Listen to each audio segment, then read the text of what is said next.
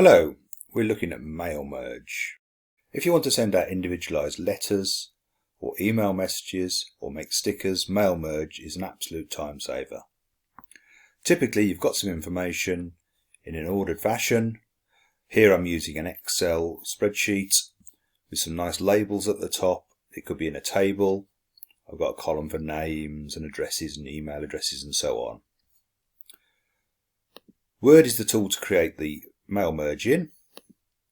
I'm going to open up a blank document. I'm looking at letters here.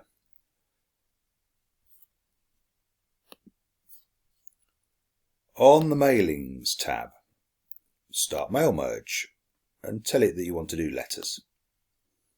You need to tell Word where to get the list of information from. Typically that's going to be to use an existing list such as my Excel spreadsheet. You may need to specify which sheet of the spreadsheet you want to use. Now you can start typing your letter.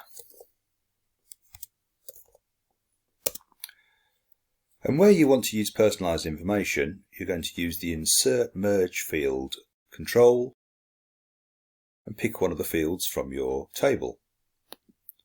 Dear first name. You build up your entire letter. Maybe being a bit more fancy than I am here.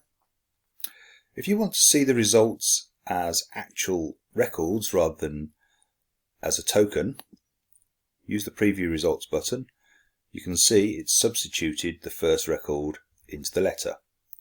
You can use the controls here to flip through, just check a sample or check all of them.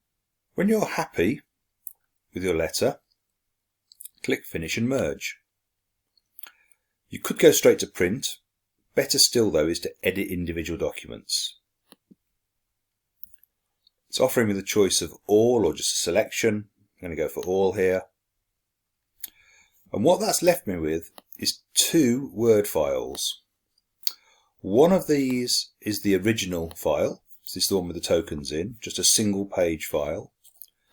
One of these is a 5-page file because I had 5 records in my spreadsheet where there's a page, an individualized page per record.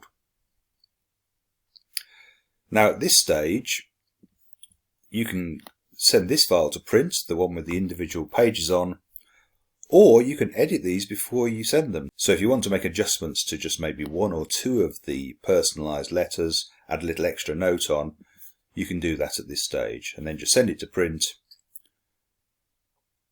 Maybe save it away so you've got a record of what you've sent. It's a good idea to keep the template because then you can attach a template to a different set of recipients. As long as you've got the same fields at the top, you'll be able to send the same letter to a whole different database. More help is available on our website, along with details of how to book tutorial sessions and times for our drop-in clinic.